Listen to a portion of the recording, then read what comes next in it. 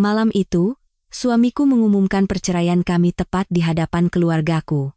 Ia tersenyum puas, seolah baru saja memenangkan perang besar. Aku merasa terhina, diperlakukan seperti barang tak berguna yang sudah habis masanya.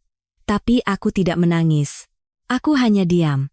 Di balik keheningan itu, ada aku yang, tanpa seorang pun tahu, baru saja memblokir seluruh akses keuangannya yang bernilai 1 triliun rupiah.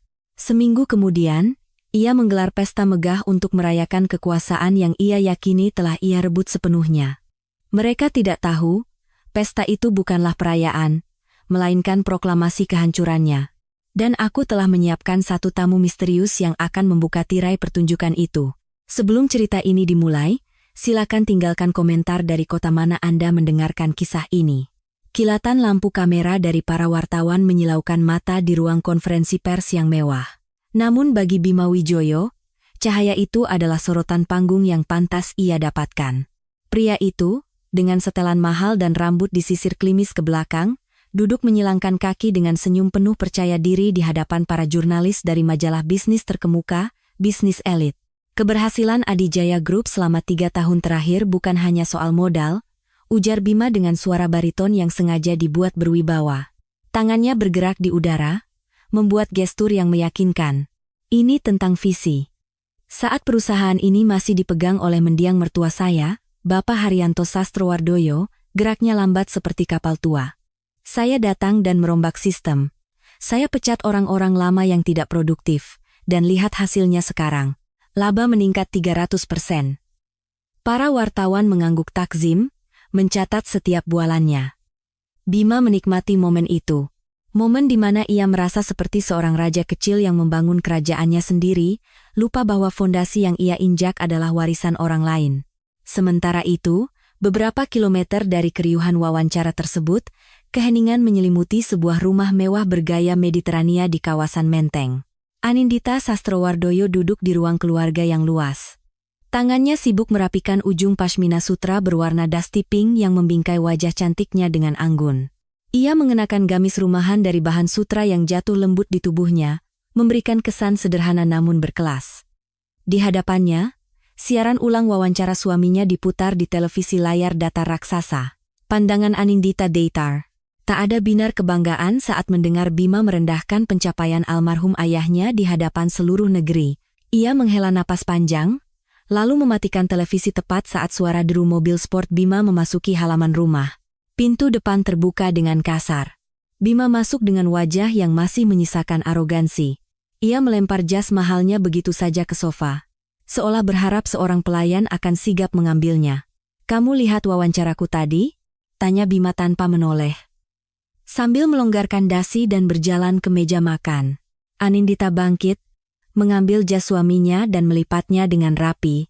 "Lihat sekilas, Mas Bima. Kamu tampak percaya diri," jawab Anindita pelan. Suaranya lembut, namun terkendali. Bima mendengus sinis. Ia duduk di kursi utama meja makan, menatap cangkir kopi yang telah disiapkan Anindita.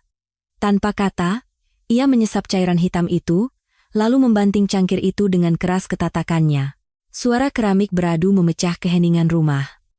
"Apa saja yang kamu kerjakan di rumah seharian?" bentak Bima. Matanya menatap Anindita dengan pandangan meremehkan. "Menjaga kopi ini tetap hangat saat suami yang cari uang pulang saja tidak bisa?" Anindita tidak bergeming. Ia sudah terlalu terbiasa dengan ledakan emosi Bima yang tak beralasan. Ia sedikit menunduk, menyembunyikan kilat tajam di matanya. "Maaf, Mas. Tadi aku siapkan saat mendengar mobilmu masuk gerbang. Mungkin AC di ruangan ini terlalu dingin." "Jangan cari alasan," potong Bima. Ia bangkit dan menghampiri istrinya, menunjuk wajah Anindita dengan jari telunjuknya. "Dengar, Anindita. Kamu wanita paling beruntung di dunia. Menikah dengan pria sukses dan visioner yang bisa mengubah perusahaan sekarat ayahmu menjadi raksasa. Tugasmu hanya satu, jadi istri yang penurut dan cantik, layani aku. Jangan penuhi kepala kecilmu itu dengan hal-hal berat. Kamu cukup duduk manis dan nikmati uang yang aku hasilkan." Kata-kata itu menusuk tajam harga diri Anindita. Bima tidak tahu bahwa perusahaan ayahnya tidak pernah sekarat, Bima juga tidak tahu bahwa Aninditalah yang setiap malam diam-diam membereskan kekacauan administrasi yang diciptakan Bima. Tapi Anindita memilih diam. Belum saatnya. Iya mas. Aku mengerti, jawab Anindita singkat. Bima tersenyum puas melihat kepatuhan istrinya. Ia merasa memegang kendali penuh, baik di perusahaan maupun di rumah. Bagus. Besok siapkan pakaian terbaikmu. Ada makan malam keluarga. Dan aku punya pengumuman penting, kata Bima sambil berlalu ke kamar tidur, meninggalkan Anindita seorang diri di ruang makan yang dingin. Sepeninggal Bima, bahu Anindita yang tadi tampak rapuh kini menjadi tegap. Wajahnya yang tertunduk terangkat, memperlihatkan ekspresi dingin yang tak pernah dilihat siapapun. Ia mengeluarkan ponsel dari saku gamisnya yang sejak tadi bergetar pelan. Sebuah notifikasi email muncul di bagian atas layar yang temaram. Pengirimnya, Kantor Hukum Harjono, rekan, firma hukum kepercayaan almarhum ayahnya. Anindita membuka pesan yang isinya singkat namun mematikan itu. Ibu Anindita, bukti pemalsuan RUPS telah kami amankan. Kami siap mengaktifkan klausa pengunci sesuai instruksi ibu. Menunggu perintah. Seulas senyum tipis yang mengerikan tersungging di bibir Anindita. Di balik penampilan anggun dan sikap santunnya, ia bukan lagi istri yang pasrah. Bima boleh merasa menjadi raja hari ini, tapi ia lupa bahwa mahkota yang ia kenakan adalah pinjaman, dan pemilik aslinya baru saja terbangun dari tidur panjangnya. Suasana di ruang VIP sebuah restoran Prancis bintang 5 terasa sangat dingin, kontras dengan kemewahan lampu gantung kristal yang tergantung angkuh di langit-langit. Anindita duduk di salah satu kursi beludru berwarna marun. Jemari lentiknya memainkan ujung hijab voile premium berwarna sage green yang ia kenakan. Sebuah gaun satin model Align dengan warna senada membungkus tubuhnya dengan sopan. Ia memancarkan aura elegan yang sulit diabaikan, tanpa berusaha menarik perhatian. Hari ini seharusnya menjadi perayaan ulang tahun pernikahan mereka yang kelima. Namun firasat Anindita mengatakan hal lain. Ia melihat ibu mertuanya, Ibu Ranti, dan adik iparnya, Vina.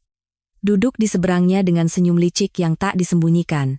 Mereka mengenakan perhiasan emas berlebihan, seolah ingin memamerkan kekayaan baru mereka, kekayaan yang sesungguhnya berasal dari dividen perusahaan almarhum ayah Anindita.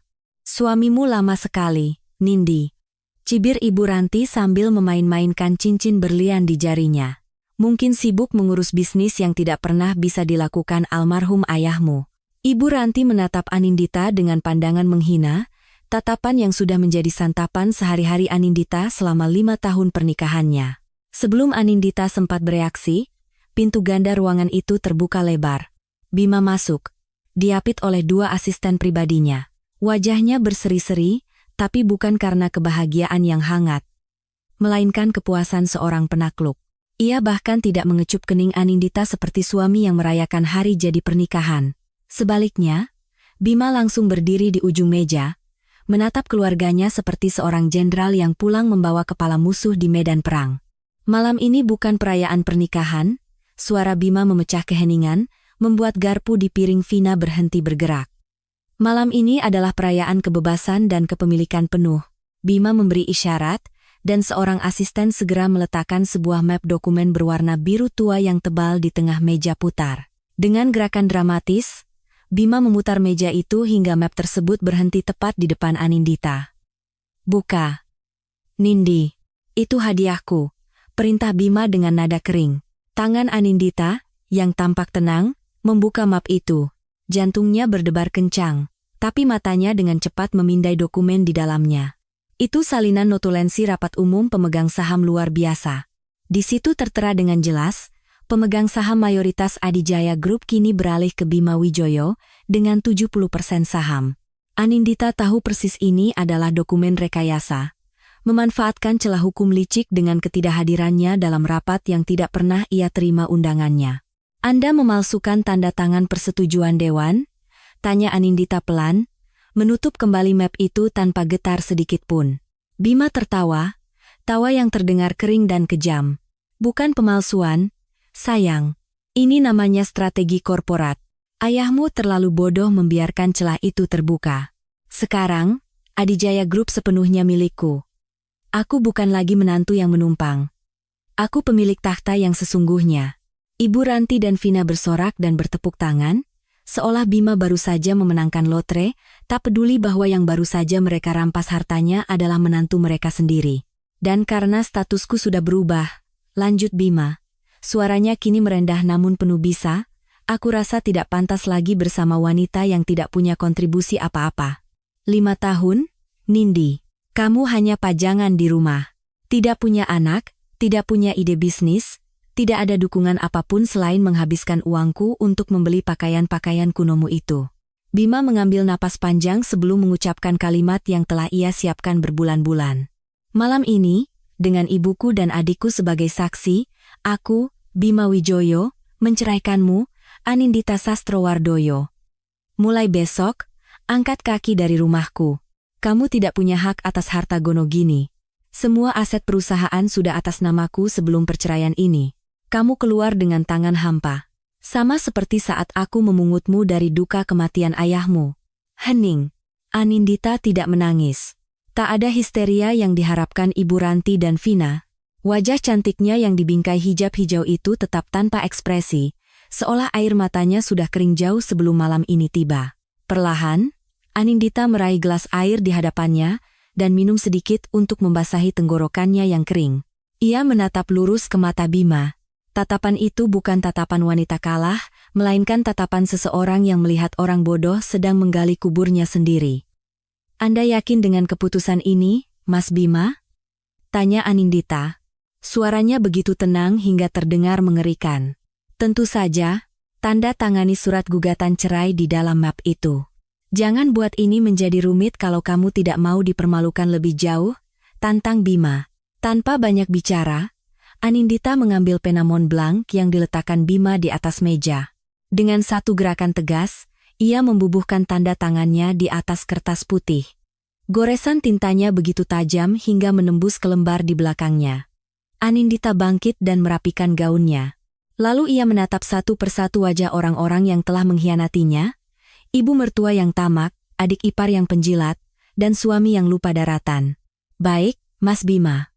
Gugatan cerai Anda saya terima, kata Anindita sambil memasukkan pena itu ke dalam tas tangannya.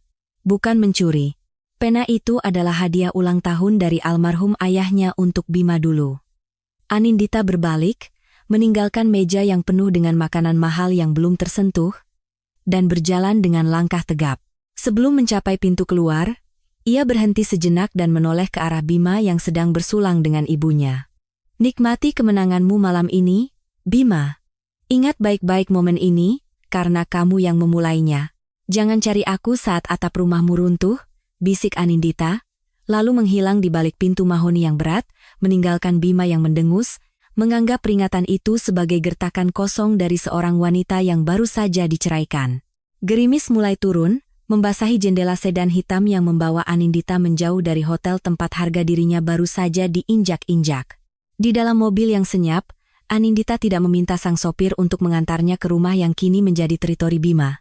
Sebaliknya, ia meminta diantar ke sebuah gedung kuno di kawasan Kebayoran Baru, kantor firma hukum pribadi almarhum ayahnya.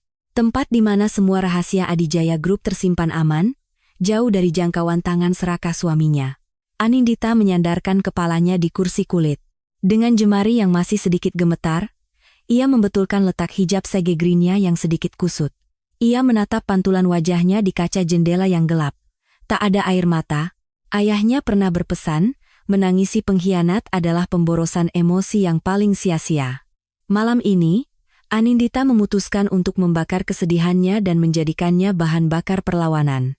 Setibanya di gedung tua itu, seorang pria paruh baya dengan rambut beruban dan kacamata tebal berbingkai tanduk telah menunggunya di lobi. Ia adalah Pak Harjono, pengacara senior yang telah mengabdi pada keluarga Anindita selama 30 tahun. Wajah Pak Harjono tampak muram.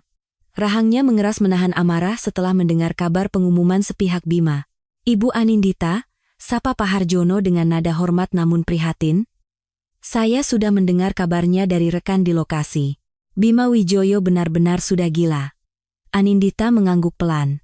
Langkah kakinya terdengar tegas di lantai marmer saat mereka berjalan menuju kantor pribadi di lantai 2. Bukan gila, Pak Harjono, hanya terlalu percaya diri. Dia pikir dia memegang kartu as, padahal dia bahkan tidak tahu sedang bermain di papan catur siapa. Mereka memasuki sebuah ruangan yang beraroma kayu jati tua dan buku-buku hukum lawas. Di tengah ruangan, sebuah brankas besi raksasa sudah dalam keadaan terbuka. Pak Harjono mempersilakan Anindita duduk, lalu mengeluarkan sebuah bundel dokumen tebal dengan sampul kulit hitam yang usang namun terawat baik. Almarhum Bapak Haryanto memang sangat visioner, gumam Pak Harjono sambil meletakkan bundel itu di hadapan Anindita. Sejak awal pernikahan ibu dengan Bima, almarhum sudah punya firasat buruk. Beliau pernah berkata pada saya, "Jono, ambisi Bima itu seperti api, tapi Anindita adalah airnya. Jika suatu saat api itu mencoba membakar wadahnya, pastikan air itu yang memadamkannya." Anindita tersenyum getir mendengar pesan terakhir ayahnya. Ia membuka bundel dokumen itu. Di halaman-halaman awal, terlampir akta pendirian asli Adijaya Group. Di sana, terselip sebuah klausul khusus yang dicetak tebal dengan tinta merah, klausul yang keberadaannya dirahasiakan dari semua direksi, termasuk Bima. Klausul itu dikenal sebagai deadlock clause atau klausa pengunci. Bisa tolong jelaskan lagi makna hukumnya, agar saya tidak salah langkah? Tanya Anindita. Matanya menelusuri baris-baris kalimat hukum yang rumit. Pak Harjono membetulkan posisi duduknya, langsung beralih ke mode profesional. Sederhananya begini, Bu. Jelasnya, akta ini menyatakan bahwa seluruh aset likuid, dana cadangan, dan hak kekayaan intelektual perusahaan adalah milik pribadi pemegang saham pendiri, yaitu almarhum ayah ibu yang kini sepenuhnya diwariskan pada ibu dan bukan merupakan harta bersama dalam pernikahan. Klausul ini aktif secara otomatis jika dua kondisi terjadi. Pertama, ada upaya pengambilalihan saham secara paksa atau manipulatif tanpa persetujuan tertulis dari ibu. Kedua, gugatan cerai diajukan oleh pihak suami dengan alasan yang mencoreng nama baik pewaris. Pak Harjono menatap Anindita tajam. Bima Wijoyo telah melakukan keduanya malam ini, dengan notulensi RUPS palsu dan gugatan cerai yang ia umumkan. Tanpa sadar ia telah menekan tombol kehancurannya sendiri. Ibu memiliki hak veto absolut untuk menarik kembali seluruh modal yang telah diinvestasikan. Secara hukum, Bima kini hanya memiliki cangkang perusahaannya, gedung, meja, kursi, dan badan hukumnya. Tapi uang dan koneksi yang menjadi nyawa perusahaan, semuanya milik ibu. Anindita menutup bundel dokumen itu perlahan. Ia teringat kembali wajah sombong Bima yang mengusirnya, tawa mengejek ibu mertuanya. Mereka pasti berpikir ia akan menjadi janda miskin yang terbuang. Mereka tidak sadar, nasib mereka kini sepenuhnya berada di genggaman Anindita. "Berapa total yang bisa kita tarik?" tanya Anindita dengan nada dingin. 1 triliun rupiah dalam bentuk deposito likuid dan dana operasional di 3 bank utama. Ditambah lisensi merek dagang internasional atas nama pribadi almarhum yang belum sempat dialihkan ke PT, jawab Pak Harjono sigap. Anindita bangkit dari kursinya, gaun satinnya berdesir lembut. Ia berjalan ke jendela, menatap langit Jakarta yang gelap. Sejujurnya, ia tak ingin melakukan ini. Ia pernah mencintai Bima. Ia ingin Bima sukses. Tapi keserakahan pria itu sudah melampaui batas kesabarannya. Bima bukan hanya mengkhianati pernikahan, ia telah meludahi kerja keras dan keringat ayahnya. "Laksanakan, Pak Pengacara," perintah Anindita tanpa menoleh sedikit pun. Suaranya tegas, tanpa keraguan. "Malam ini juga?" konfirmasi Pak Harjono. "Malam ini juga. Aktifkan klausul itu, dan kirim instruksi ke bank kustodian begitu sistem perbankan buka besok pagi. Tapi bekukan dananya mulai sekarang. Pindahkan semuanya ke rekening holding baru yang sudah kita siapkan bulan lalu." Anindita berbalik menatap Pak Harjono. Sorot matanya bukan lagi kesedihan istri yang diceraikan, melainkan ketegasan seorang CEO yang memecat karyawan korup. "Biarkan Bima Wijoyo menikmati pestanya minggu depan. Biarkan dia menikmati rasanya menjadi raja di Istana Pasir. Pastikan saat ia sadar nanti, yang tersisa untuknya hanyalah gedung kosong dan tagihan listrik yang tidak sanggup ia bayar." Pak Harjono mengangguk hormat, senyum tipis terukir di wajah tuanya. Ia bangga melihat putri sahabatnya akhirnya menunjukkan cakarnya. Malam itu, di ruangan yang senyap itu, keruntuhan kerajaan bisnis Bima Wijoyo dimulai, ditandatangani oleh tangan lembut wanita yang begitu ia remehkan. Saat mentari pagi menembus dinding kaca di ruang Direktur Utama Adijaya Group, ruangan itu terasa jauh lebih lapang bagi Bima. Sejak pagi buta, ia telah memerintahkan tim umum untuk menyingkirkan semua peninggalan mertuanya. Lukisan abstrak kuno, koleksi keramik antik, bahkan foto keluarga besar di rak buku. Semua benda itu diganti dengan dekorasi modern minimalis yang, menurut Bima, lebih mencerminkan era kepemimpinan barunya. Bima berdiri di depan jendela besar yang menghadap ke Jalan Sudirman, kedua tangan di pinggang. Ia merasa oksigen di ruangan ini lebih segar tanpa bayang-bayang Anindita dan mendiang mertuanya. Ia merasa bebas. Bebas mengambil keputusan, bebas bergerak, dan yang terpenting, bebas dari perasaan berutang budi. Pintu ruangannya diketuk pelan, dan Pak Irawan masuk.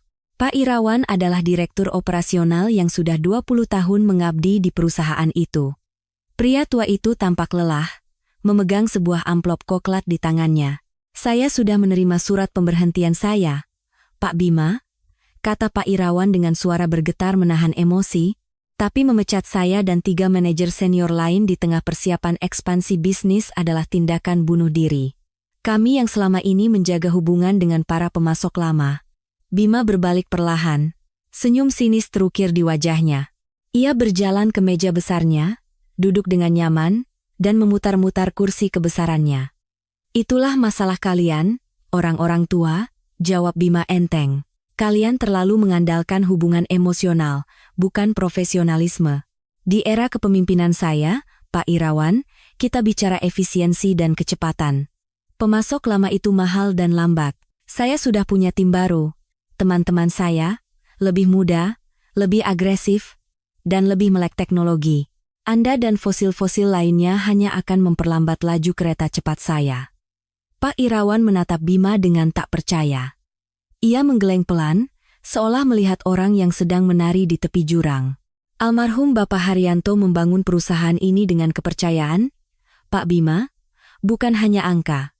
Anda sedang membuang fondasinya. Dan jangan sebut-sebut nama orang itu di sini," potong Bima kasar. Telapak tangannya menggebrak meja. "Anindita itu masa lalu, dia tidak punya kuasa apa-apa lagi. Perusahaan ini milikku, sah secara hukum. Sekarang, silakan keluar. Uang pesangon Anda akan ditransfer nanti kalau tim keuangan saya tidak sibuk menyiapkan pesta kemenanganku." Pak Irawan melangkah keluar dengan langkah berat, sementara Bima kembali tersenyum puas. Bima merasa tak terkalahkan. Satu persatu kerikil pengganggu dari masa lalu telah ia singkirkan. Tak lama kemudian, Vina, adiknya yang meski minim pengalaman baru saja ia angkat menjadi kepala divisi pemasaran, masuk dengan bersemangat. Ia membawa sebuah tablet yang berisi desain undangan digital. "Kak, ini desain untuk pesta era baru Adijaya minggu depan. Keren kan? Aku sewa ballroom hotel yang jauh lebih mahal dari pesta pernikahan kakak dulu. Chefnya didatangkan langsung dari Italia, dan aku sudah konfirmasi Pak Edward ada di daftar VIP," seru Vina girang. Bima mengangguk, matanya berbinar membayangkan malam penganugerahan itu. Ia akan berdiri di podium, disorot lampu, diakui sebagai penguasa tunggal. "Pastikan semua media datang, Vina. Aku mau wajahku ada di halaman depan semua koran bisnis hari Senin. Oh, dan jangan hemat anggaran. Kita punya dana cadangan 100 miliar di rekening giro, kan? Pakai sebagian untuk uang muka." "Siap bos," kata Vina sambil memberi hormat jenaka. Lalu ia melesat keluar. Namun, euforia Bima sedikit terganggu saat Ibu Retno, manajer keuangannya, mengetuk pintu yang masih terbuka dengan wajah pucat. Ia gemetar saat melangkah masuk. "Maaf mengganggu, Pak Direktur," bisik Ibu Retno. "Ada apa? Jangan bilang kamu mau ikut-ikutan Pak Irawan mengajukan pengunduran diri?" sindir Bima tanpa mengangkat mata dari layar laptopnya. "Bukan, Pak. Ini soal pembayaran untuk vendor dekorasi dan catering pesta Bapak. Tadi staf saya mencoba mentransfer uang muka, tapi sistem menolak transaksi." Bima mendengus kesal. "Ditolak? Saldonya kan ada. Kemarin saya cek masih utuh." "Saldonya memang terlihat di layar, Pak. Tapi saat dieksekusi, muncul notifikasi akses terbatas. Saya sudah hubungi pihak bank, tapi layanan nasabah prioritas bilang ada pembaruan data pemegang kuasa utama. Pasti cuma kesalahan sistem karena pergantian direksi, Cibir Bima, Bang payah. Sudahlah. Pakai dana operasional atau kartu kredit perusahaan dulu. Jangan ganggu saya dengan masalah teknis sepele. Selesaikan? Atau saya yang akan mengganti kamu. Ibu Retno menelan ludah. Sebenarnya ia ingin mengatakan bahwa kartu kredit perusahaan pun barusan ditolak saat sopir mencoba mengisi bensin, tapi melihat amarah di mata Bima, ia memilih mundur. Baik, Pak. Akan saya coba lagi. Sementara kekacauan kecil mulai terjadi di kantor Adijaya Group, di sebuah coworking space premium di kawasan SCBD, Anindita duduk tenang menghadap laptopnya. Penampilannya hari ini tampak lebih segar dan bersemangat. Ia mengenakan kemeja tunik asimetris berwarna terakota, dipadu dengan celana kulot putih bersih. Hijabnya terbuat dari bahan voile berwarna nude, dililit dengan gaya longgar modern yang tetap menutupi dada, disematkan bros mutiara kecil peninggalan ibunya. Di layar laptop Anindita, tampak grafik aliran dana yang bergerak secara real-time. Sebuah bar status berwarna hijau berkedip. Transfer in progress, 85% komplit. Anindita menyesap teh kamomil hangatnya. Ponselnya bergetar, sebuah pesan masuk dari Pak Harjono, isinya, pihak bank telah menerima instruksi pembekuan akses penarikan di rekening lama dengan alasan audit internal pemegang saham. Pihak Bima akan menganggap ini hanya sebagai gangguan sistem. Mereka tidak akan curiga sampai hari Senin. Anindita mengetik balasan singkat, biarkan mereka menari di atas bom waktu, Pak. Lanjutkan. Ia menutup laptopnya perlahan. Wajah sombong Bima yang mengusirnya semalam kembali terbayang. Namun kali ini, bayangan itu tidak terasa menyakitkan. Anindita tahu, di seberang sana, sang raja kecil sedang sibuk membangun panggung pestanya di atas tanah yang sebenarnya sudah ia jual. Euforia Bima hanyalah fajar palsu sebelum badai yang sesungguhnya datang. Jarum jam analog di dinding ruang rapat kantor hukum Harjono, rekan bergerak lambat namun pasti menuju pukul 3 sore. Hari Jumat adalah hari krusial di dunia keuangan, batas waktu psikologis dan teknis di mana transaksi besar harus diselesaikan sebelum sistem perbankan nasional tutup selama akhir pekan. Di luar jendela, langit Jakarta tampak mendung, seolah menahan napas menyaksikan operasi senyap yang tengah berlangsung di dalam ruangan ber-AC itu. Anindita kini duduk di ujung meja yang penuh dengan laptop dan tumpukan dokumen. Penampilannya hari ini mencerminkan transformasinya dari istri penurut menjadi seorang pemimpin yang siap berperang. Ia mengenakan setelan blazer panjang berwarna biru dongker dengan potongan tegas yang membungkus tubuhnya dengan rapi. Hijabnya adalah hijab segi 4 bahan voile premium berwarna abu-abu perak dengan motif geometris samar, terpasang rapi menutupi dada, memberikan kesan profesional namun tetap anggun tak terbantahkan. Di hadapannya, 3 orang ahli forensik IT dan akuntan publik kepercayaan almarhum ayahnya bekerja dalam keheningan yang tegang. Hanya suara ketikan keyboard yang cepat yang mendominasi ruangan. Posisi likuiditas dari 3 rekening utama sudah terkonsolidasi, Bu Anindita, lapor Leo, kepala tim akuntan, tanpa mengalihkan pandangan dari layar monitor yang menampilkan deretan angka 0 yang memusingkan. Total dana tunai yang siap dipindahkan adalah 1,02 triliun rupiah. Ini termasuk dana cadangan riset yang belum pernah disentuh Bima karena tidak tahu kode aksesnya. Anindita mengangguk perlahan. Jantungnya berdebar kencang, bukan karena takut, melainkan karena tahu betapa besarnya dampak dari apa yang akan terjadi dalam beberapa menit ke depan. Uang itu adalah nyawa Adijaya Group, tanpanya, perusahaan yang dipimpin Bima hanyalah tubuh tanpa darah. Eksekusi, Leo.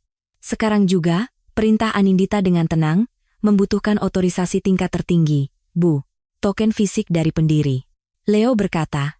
Anindita membuka tas tangannya dan mengeluarkan sebuah benda kecil berwarna hitam dengan layar digital. Sebuah token OTP bank model lama yang diberikan ayahnya 2 hari sebelum meninggal. Ayahnya berpesan, gunakan ini hanya jika rumah kita terbakar. Dan hari ini, Anindita merasa rumahnya sedang dibakar oleh keserakahan suaminya sendiri. Sementara itu, di kantor pusat Adijaya Group, suasananya kontras. Bima sibuk berteriak pada vendor dekorasi melalui telepon. Ia mondar-mandir di ruangannya, mengabaikan lampu yang berkedip di telepon mejanya panggilan darurat dari Departemen Keuangan. Saya tidak mau tahu, saya pesan tulip putih impor, bukan mawar lokal. Dibayar mahal kok urus bunga saja tidak becus. Bentak Bima ke ponselnya. Pintu ruangannya terbuka. Ibu Retno, manajer keuangan, masuk tanpa mengetuk. Wajahnya pucat pasi, keringat dingin membasahi pelipisnya. "Pak Direktur, Anda harus angkat telepon dari bank sekarang," seru Ibu Retno, melanggar hierarki karena keadaan darurat. Ada pergerakan dana mencurigakan. Sistem mendeteksi override dari super administrator. Saldo kita sedang disedot keluar. Bima menurunkan ponselnya dan menatap Ibu Retno dengan jijik. "Apa? Super administrator? Super administrator di sini itu saya. Itu pasti cuma galat sistem karena pembaruan data kemarin. Jangan ganggu saya dengan kepanikan tak berdasar. Atasi sendiri, atau saya telepon direktur banknya untuk memecat staf IT mereka." "Tapi, Pak, keluar!" teriak Bima sambil melempar sebuah notepad ke arah pintu. Ibu Retno mundur dengan gemetar, terkejut. Ia keluar dari ruangan dengan perasaan putus asa, tahu bahwa peringatannya tidak akan didengar oleh orang yang telinganya sudah tuli oleh keangkuhan. Di ruang rapat firma hukum, Anindita menekan 6 digit angka di token ayahnya dan membacakan kode balasan yang muncul di layar kecil itu kepada Leo. "Terotentikasi," gumam Leo, jarinya menekan tombol enter dengan tegas. Di layar besar yang diproyeksikan ke dinding, sebuah bar status berwarna biru mulai bergerak ke kanan. Angka persentase naik, 20%, 50%, 80%. Anindita menahan napas. Ia membayangkan momen ini seperti sedang mencabut nyawa dari tubuh monster jahat. Ting! Sebuah suara notifikasi yang tajam memecah keheningan sesaat.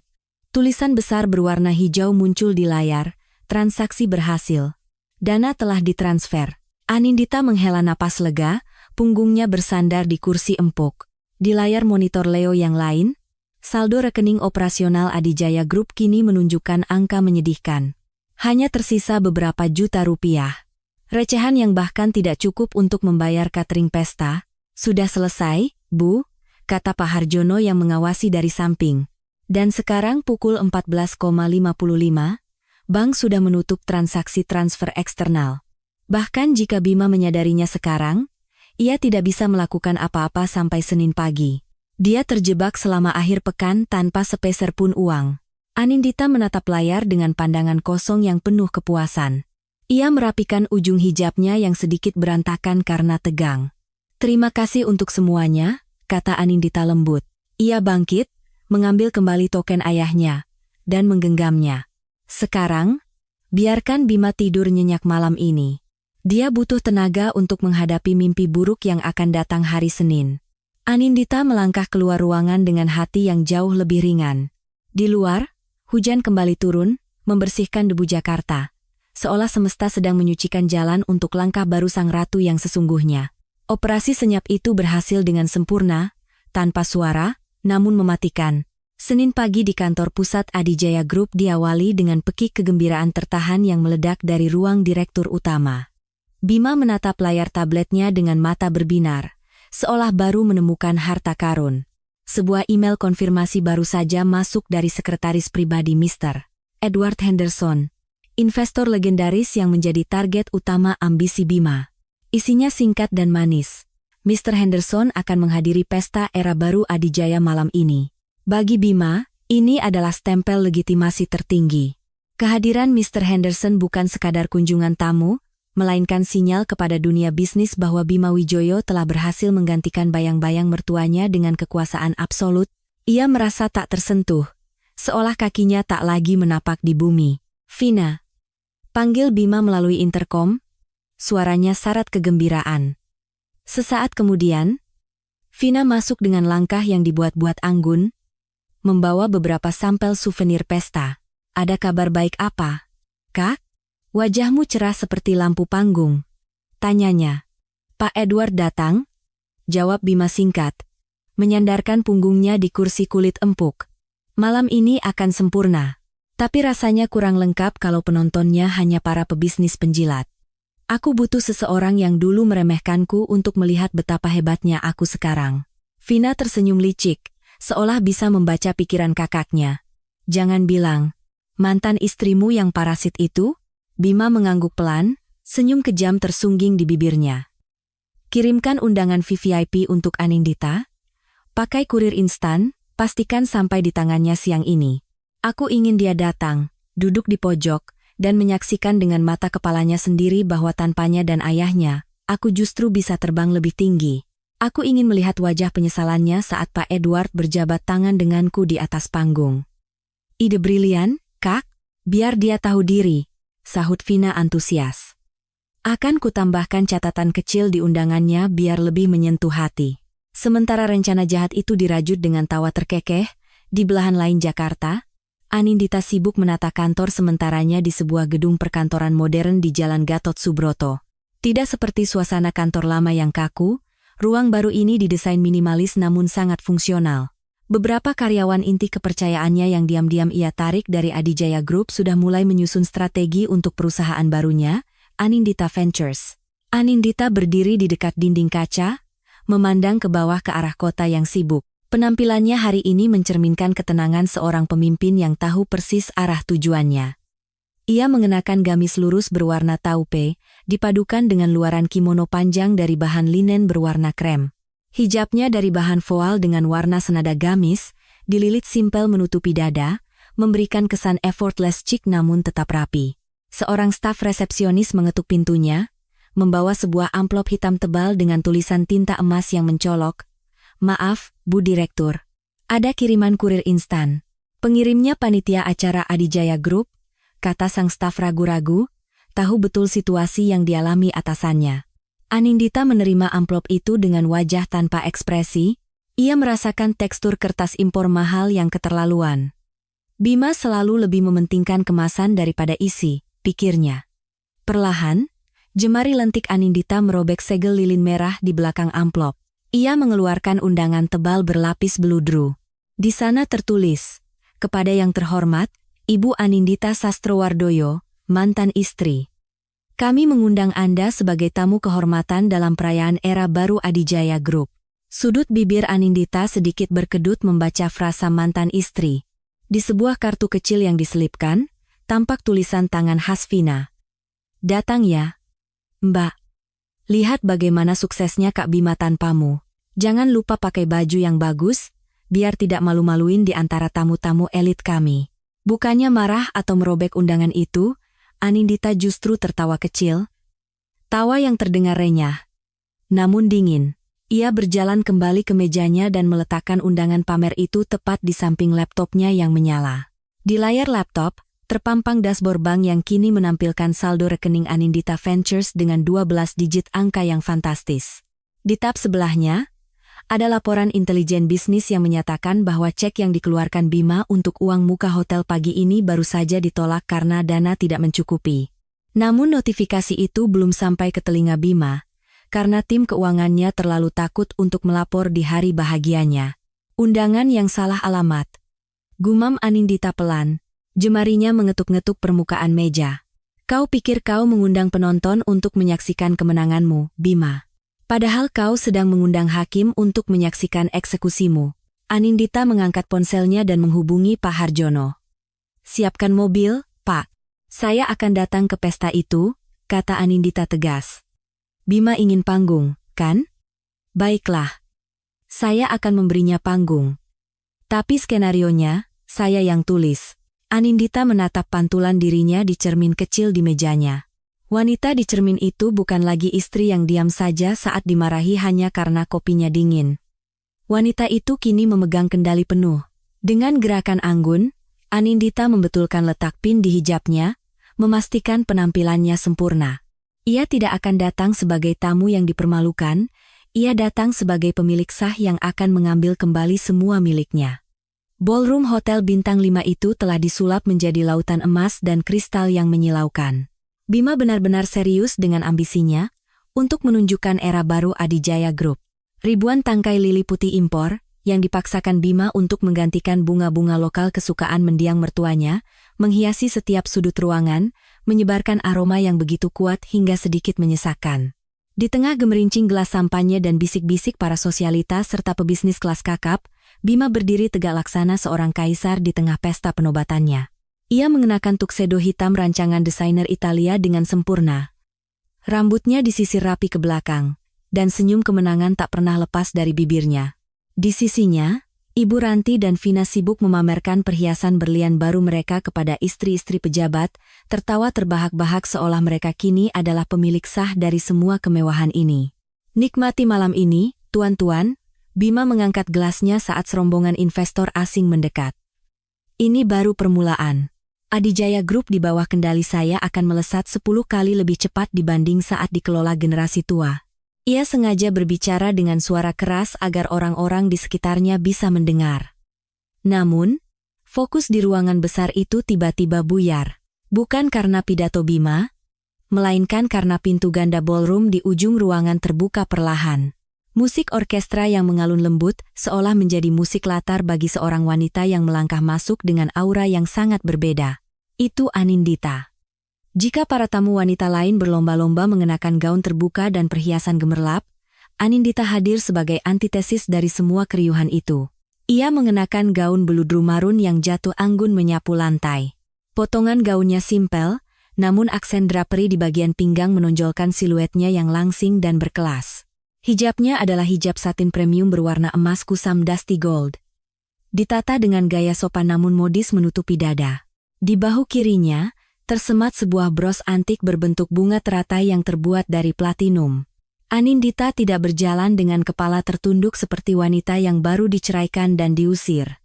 Langkahnya tenang, dagunya terangkat, dan matanya memancarkan ketenangan yang mengintimidasi. Ia tidak terlihat seperti tamu undangan, melainkan seperti pemilik gedung yang sedang melakukan inspeksi mendadak. Kehadiran Anindita langsung memancing bisik-bisik di antara para tamu. Mereka semua tahu drama perceraian yang baru saja terjadi, membuat kemunculan Anindita malam ini menjadi sebuah anomali yang membingungkan. Bima, yang menyadari sorotan beralih darinya, segera menoleh. Rahangnya sempat mengeras sejenak melihat penampilan mantan istrinya yang memukau. Namun egonya segera menepis kekaguman itu. Ia memberi isyarat pada Vina, dan keduanya berjalan membelah kerumunan, menghampiri Anindita dengan tatapan merendahkan. Wah, lihat siapa ini, sapa Bima dengan nada mengejek yang cukup keras. Ia merentangkan tangannya seolah menyambut seorang pengemis yang tersesat. Kukira kau tidak akan punya nyali untuk datang ke sini, Nindi. Atau jangan-jangan, kau datang untuk mengharapkan sedikit remah-remah dari kesuksesanku? Vina terkikik di belakang kakaknya. Matanya memindai Anindita dari ujung kepala sampai ujung kaki dengan tatapan iri. Mungkin datang untuk makan gratis, Kak. Kasihan, kan? Sudah tidak bisa pakai kartu kredit kakak lagi. Bajunya sih bagus, tapi sayang, itu pasti koleksi lama. Anindita berhenti melangkah dan menatap kakak beradik itu dengan sorot mata yang sulit dibaca. Sorot mata yang merupakan campuran antara iba dan geli. Ia sama sekali tidak terusik, tangannya dengan tenang memegang tas genggam emas di depannya.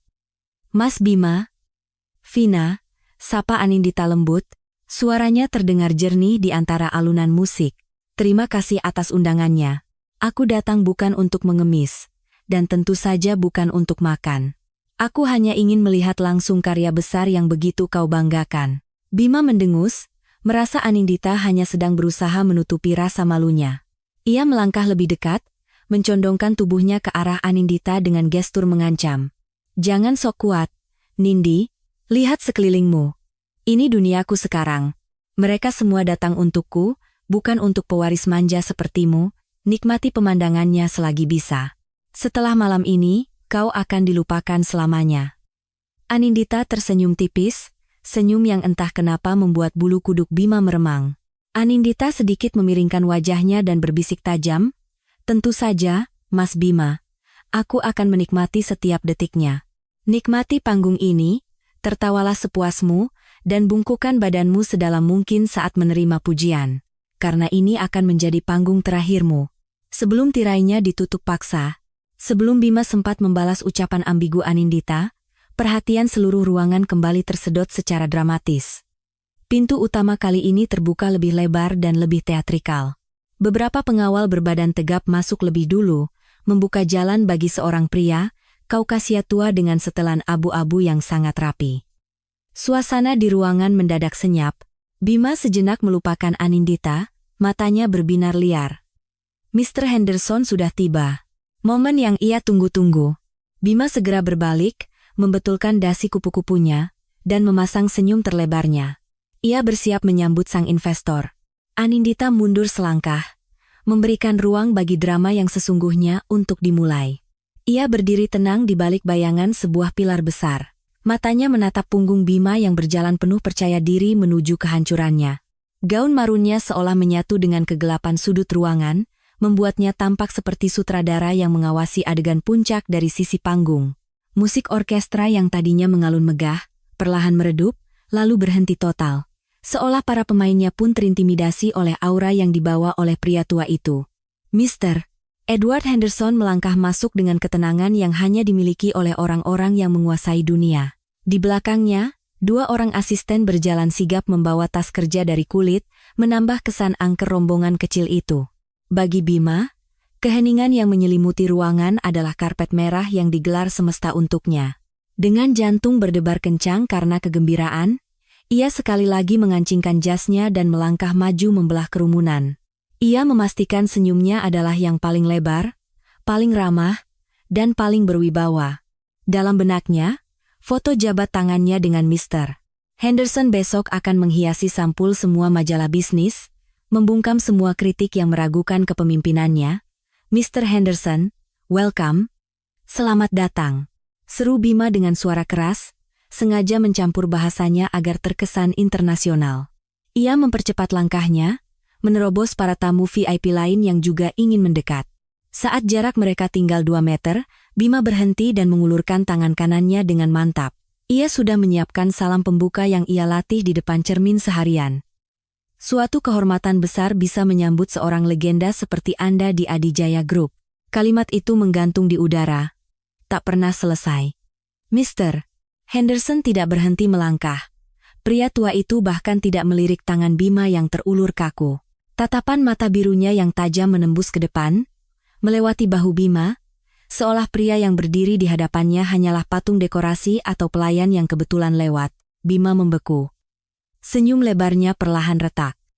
Tangan kanannya yang tak disambut siapapun sedikit gemetar, menggantung canggung di udara.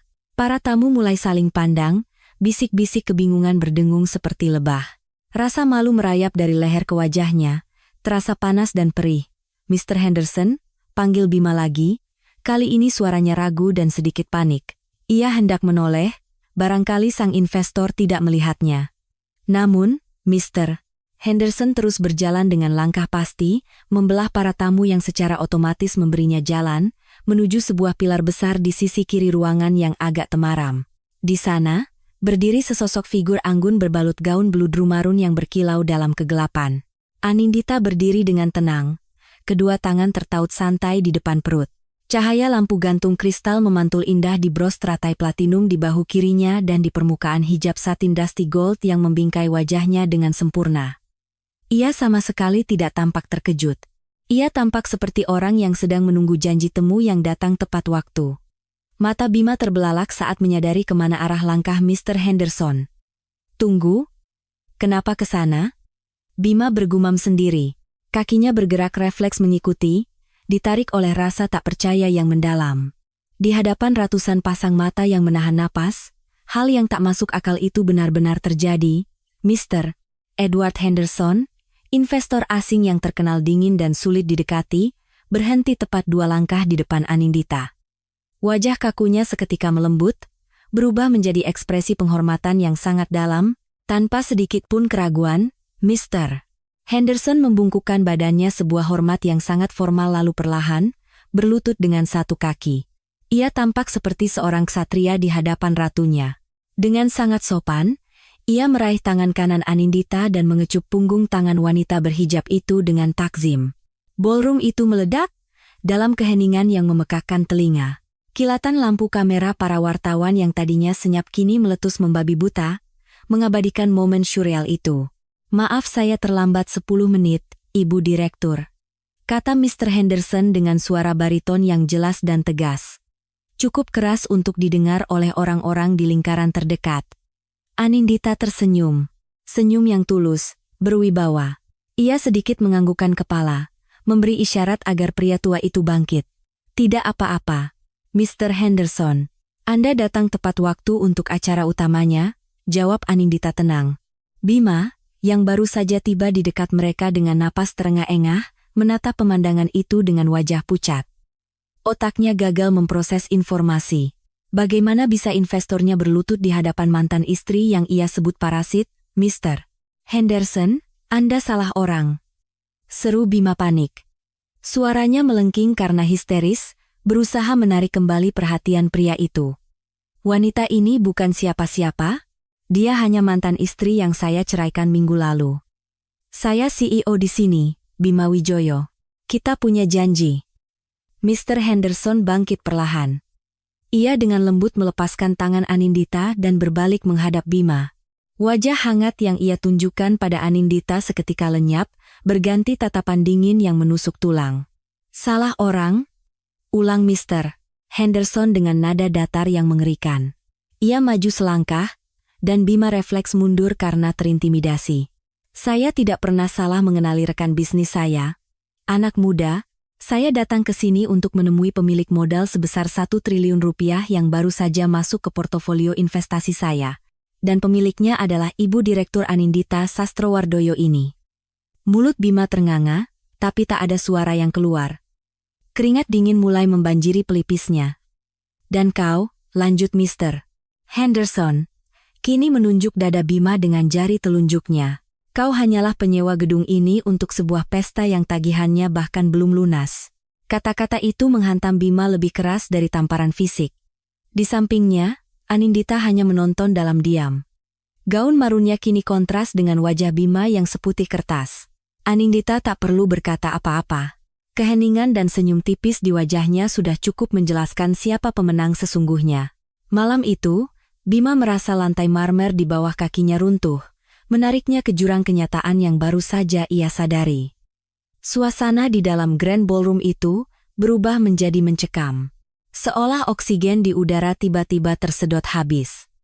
Musik orkestra yang merdu kini benar-benar berhenti, menyisakan suara deru AC yang terdengar seperti hitung mundur sebuah bom waktu. Ratusan pasang mata para tamu, yang terdiri dari pihak bank, pemasok, dan rekan bisnis, kini tertuju tajam ke lingkaran kecil di dekat pilar, tempat drama kejatuhan Bima sedang ditayangkan secara langsung. Bima tertawa ganjil, sebuah upaya menyedihkan untuk mencairkan suasana yang sudah membeku. Wajahnya yang pucat berusaha memaksakan senyum, tapi sudut bibirnya berkedut menahan panik. Lelucon yang sangat lucu, Mr. Henderson, kata Bima dengan suara yang sedikit parau. Ia merentangkan tangannya, menoleh ke arah tamu lain. Mr. Henderson ini memang gemar bercanda, ya. Mana mungkin perusahaan sebesar Adijaya Group disebut cangkang kosong? Gedung ini milik kami, pabrik-pabrik berjalan, dan saya adalah pemegang saham mayoritasnya. Mr. Henderson mengabaikan bualan Bima. Pria tua itu dengan tenang mengangkat tangan kanannya, memberi isyarat kepada MC di atas panggung untuk memberikan mikrofon nirkabel. Tanpa perlu berjalan ke podium, Mr. Henderson menerima mikrofon itu. Suaranya yang berat dan berwibawa menggema di seluruh ruangan melalui sistem suara ribuan watt. Tuan-tuan dan nyonya-nyonya sekalian, sapa Mr. Henderson tenang. Matanya menyapu seisi ruangan, memastikan semua orang mendengar. Ada satu prinsip dasar yang saya pegang teguh. Saya tidak berinvestasi pada kudanya. Saya berinvestasi pada jokinya. Saya menaruh uang saya pada raja, bukan pada pencuri yang memakai mahkota curian. Bima merasakan lututnya lemas. Ia ingin berteriak menghentikan pidato itu, tapi lidahnya keluh. Memang benar. Tuan Bima Wijoyo masih memegang akta perusahaan Adijaya Group, lanjut Mr. Henderson. Kini menatap Bima dengan pandangan yang benar-benar menghancurkan mentalnya. Tapi apa gunanya mobil mewah jika mesin utamanya telah dicabut? Tepat pada pukul 14.55 sore tadi, dana likuid sebesar 1 triliun rupiah, beserta seluruh hak kekayaan intelektual dan paten produksi, telah resmi dipindahkan ke sebuah entitas baru, bernama Anindita Ventures. Sontak, gumaman kaget meledak di antara para tamu. Kata 1 triliun rupiah berdengung tajam seperti sengatan lebah yang marah. Perusahaan yang Tuan Bima pimpin saat ini, suara Mr. Henderson sedikit meninggi, menunjuk Bima tanpa ampun. Secara teknis adalah perusahaan pilot dengan kas 0 rupiah, dan hanya memiliki utang operasional yang jatuh tempo besok pagi. Dana yang saya bawa, investasi yang kalian semua tunggu, telah saya tanda tangani kontraknya 5 menit yang lalu di mobil saya. Bukan dengan Tuan Bima Wijoyo, melainkan dengan pemilik modal yang sah, Ibu Direktur Anindita Sastrowardoyo. Bima terhuyung mundur seolah ditampar tangan tak terlihat. Ia panik, merogoh ponsel dari saku jasnya. Tangannya gemetar tak terkendali. Ia mengabaikan tatapan iba dan cemooh dari orang-orang di sekitarnya. Dengan napas terengah-engah, ibu jarinya menekan aplikasi mobile banking perusahaan. Login. Loading. Bima menahan napas. Lingkaran loading di layar seolah berputar selamanya. Akhirnya, saat halaman utama terbuka, mata Bima membelalak nyaris keluar dari rongganya. Saldo tersedia 00. Dan di bawahnya, tertera status, rekening dibatasi. Di bawah angka 0 yang mengerikan itu, berderet notifikasi berwarna merah, transaksi penarikan ditolak, pembayaran catering, dana tidak cukup, transaksi penarikan ditolak, sewa ballroom, dana tidak cukup, peringatan, cek pembayaran pemasok bahan baku ditolak. Ponsel mahal itu jatuh dari genggaman Bima, membentur lantai marmer dengan suara retakan yang tajam, hancur berkeping-keping. Sama seperti mental Bima saat itu. Tidak. Ini tidak mungkin, bisik Bima. Ia celingukan, mencari ibunya dengan panik. Ibu Ranti sudah terkulai lemas di salah satu kursi VIP, memegangi dadanya dengan wajah pucat. Sementara Vina, adiknya, sedang menangis histeris sambil diteriaki oleh seorang pelayan yang menagih biaya minuman tambahan. Di tengah kekacauan itu, Anindita berdiri tenang di posisinya. Sosoknya yang berbalut gaun beludru marun menjadi kontras yang tajam dengan kepanikan di sekitarnya. Hijab satin dusty gold yang ia kenakan memantulkan cahaya dengan lembut, membingkai wajah cantiknya yang tak menunjukkan ekspresi amarah sedikit pun. Tak ada senyum sinis, tak ada tawa kemenangan. Hanya ketenangan mutlak dari seseorang yang tahu bahwa keadilan telah ditegakkan. Anindita menatap Bima yang kini tampak begitu kecil dan menyedihkan. Pria yang seminggu lalu dengan sombong mengusirnya, kini gemetar dikelilingi tatapan menghakimi. Mr. Henderson menurunkan mikrofonnya dan kembali menghadap Anindita. Ibu Direktur, mobil sudah menunggu di lobi depan. Tidak ada gunanya kita berlama-lama di sini, tempat yang mungkin sebentar lagi akan mati listrik. Tagihannya juga belum dibayar. Anindita mengangguk hormat. Terima kasih, Mr. Henderson. Sebelum pergi, Anindita berjalan perlahan mendekati Bima. Ia tak perlu berteriak. Jarak mereka hanya 1 meter, tapi jurang status di antara mereka kini membentang seluas samudra. Bima mengangkat kepalanya, matanya merah menahan air mata amarah dan keputusasaan. Mas Bima, panggil Anindita pelan, tapi kata-katanya terdengar jelas di telinga mantan suaminya itu. Ingat kata-kata saya saat keluar dari rumahmu? Saat atap rumahmu runtuh, jangan cari saya. Sekarang, atap itu telah menimpamu. Nikmati reruntuhannya. Anindita berbalik, ujung gaun marunnya menyapu lantai dengan dramatis. Ia berjalan keluar bersama Mr. Henderson, meninggalkan Bima yang membeku di tengah ballroom mewah yang kini terasa seperti lokasi eksekusinya. Di belakangnya, teriakan para vendor yang mulai menagih pembayaran menjadi lagu penutup yang menyakitkan bagi pesta yang tak pernah usai itu. Kekacauan di Grand Ballroom Hotel itu tidak bisa lagi disebut sebuah pesta. Itu adalah medan perang di mana harga diri Bima menjadi korban utamanya. Setelah kepergian Anindita dan Mr. Henderson, gelembung ilusi yang diciptakan Bima pecah dengan suara yang memekakkan telinga. Para vendor catering yang tadinya sabar menunggu pembayaran tahap kedua, kini mulai bertindak agresif.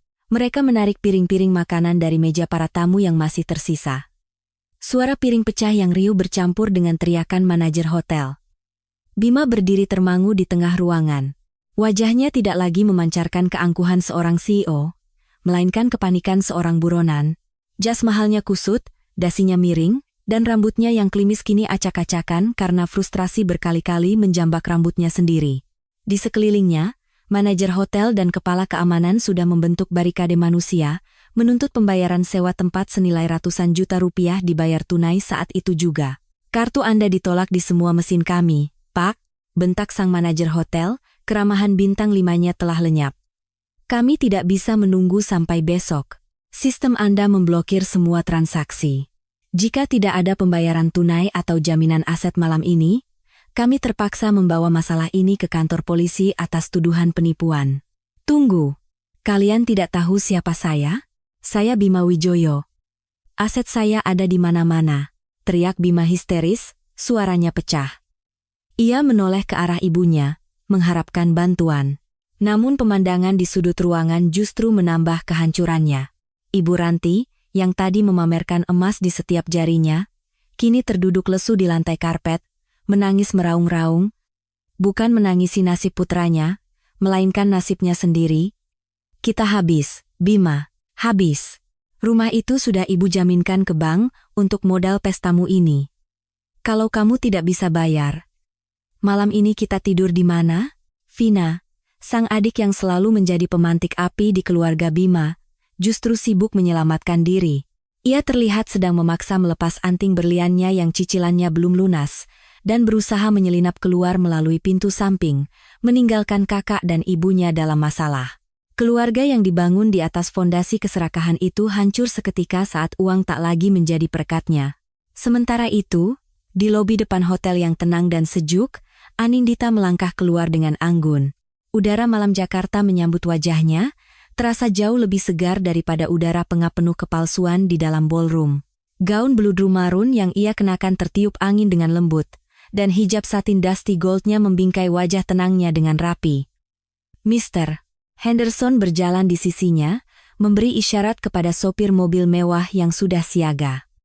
Sebelum Anindita masuk ke mobil, pria tua itu menahan pintu sejenak. Malam yang berat, saya kira, Ibu Direktur Anindita, tanya Mr.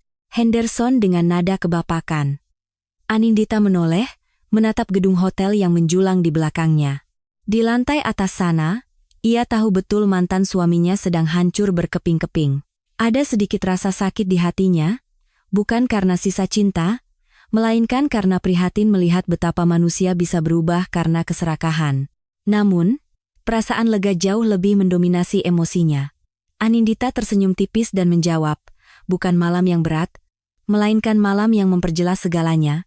Mr. Henderson, saya hanya mengambil kembali apa yang ayah saya titipkan. Tidak lebih, tidak kurang.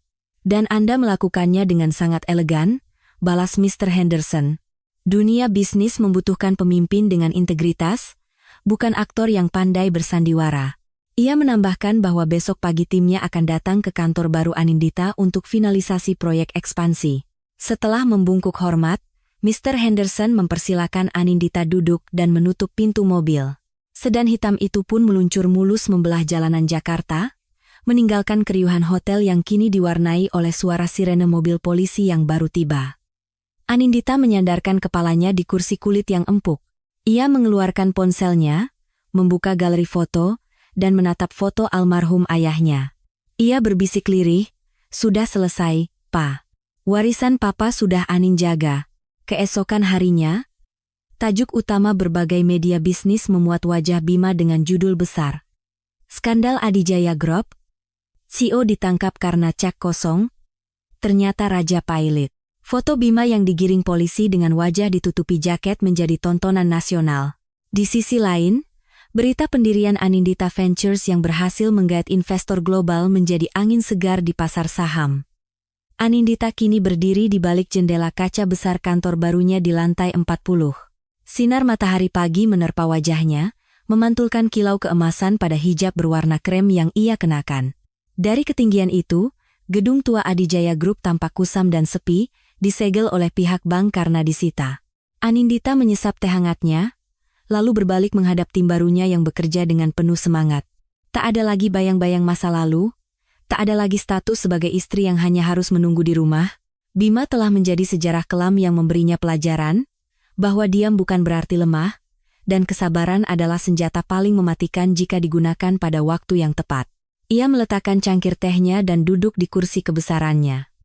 Anindita membuka laptop, siap memulai hari pertamanya sebagai seorang pemimpin sejati. Drama telah berakhir, dan kini, kehidupannya yang sesungguhnya baru saja dimulai. Di atas mejanya, sebuah papan nama baru berkilauan tertimpa sinar mentari.